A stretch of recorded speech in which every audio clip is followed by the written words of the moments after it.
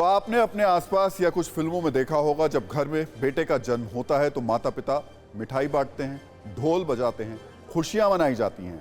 ऐसा ही कुछ तेलंगाना के एक माता पिता ने भी किया था।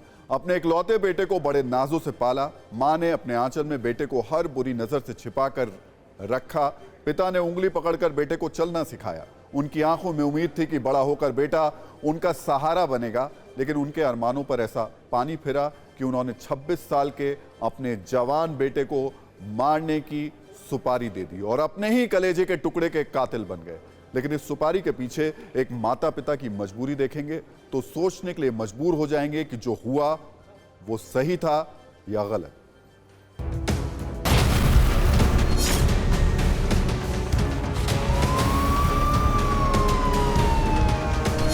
ये तस्वीर सिर्फ तस्वीर भर नहीं है, ये पूत के कपूत हो जाने का खूनी नतीजा है।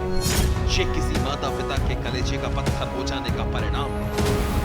ये एक ऐसी डरावनी कहानी का उपसंहार है जिसमें प्यार है, पुचकार है, प्रताड़ना है, पीड़ा और एक ऐसे बेटे के लिए माँ बाप का पाप है जो 2 पीढ़ियों के लिए शाप बन गया था।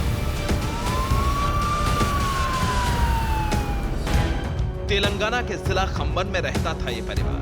रानी बाई, पिता क्षत्रिय राम सिंह और बेटा साईं राम। इकलौते बेटे पर माँ बाप जान छिड़कते थे, लेकिन 26 साल का साईं राम अपने माँ बाप के लिए श्राप बन गया। साईं राम बेरोजगार था, उसे शराब की लत लग गई। शराब के लिए पैसे मांगता था, माँ बाप के साथ गाली गलौज और मारपीट करता था।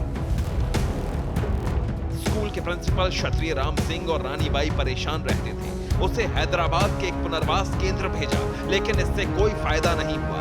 फिर दोनों ने मिलकर इस कपूत को मारने का प्लान बनाया और इसमें शरीक हुआ मां रानी बाई का भाई सत्यनारायण। 18 अक्टूबर को सत्यनारायण और रवि साईं राम को फैमिली कार में बैठाकर कल्लेपल्ली के एक मंदिर में ले गए। वहां बाकी आरोपियों से मुलाकात की। सबने शराब पी रखी थी और साईं राम के नशे में धुत होने के बाद रस्सी से उसका गला घोट दिया गया। साईं राम को मरने के बाद उसे फेंक दिया। हत्या का यह सौदा 8 लाख में तय हुआ था। 1.5 लाख पेशगी दी गई, बाकी हत्या के बाद दी जानी थी। इसमें सत्यनारायण के अलावा 5 और लोग शामिल थे। यह हत्या 1 महीने की साजिश का नतीजा थी, लेकिन जिस फैमिली कार का इस्तेमाल हुआ, वही कार इकलौते बेटे की हत्या के पीछे खड़े माँ बाप तक ले गई। साईं राम की हत्या के मामले में जब पुलिस ने सीसीटीवी फुटेज देखा तो इस्तेमाल की गई कार का पता चला। बेटे के शव की शिनाख्त करने पोस्टमार्टम हाउस पहुंचे तो उसी कार में क्षत्रिय राम सिंह और उसकी पत्नी थी। पुलिस का शक इसलिए और गहरा गया क्योंकि उन लोगों ने कार की गुमशुदगी की शिकायत दर्ज नहीं कराई थी। इकलौते बेटे की हत्या करवाने के आरोपी प्रिंसिपल पिता और मां दोनों पुलिस की गिरफ्त में हैं। बाकी 6 में से 5 आरोपी गिरफ्तार कर लिए गए हैं। कुल मिलाकर इस कहानी में पारिवारिक रिश्तों का कलयुग वाला अवतार दिखाई देता है। यहाँ संवेदनाओं की सुपारी दी गई और एक परिवार की दोनों पीढ़ियां अपराध के भंवर में डूब गई। ये देश के हर परिवार की सत्ता के लिए बहुत बड़ा सबक है।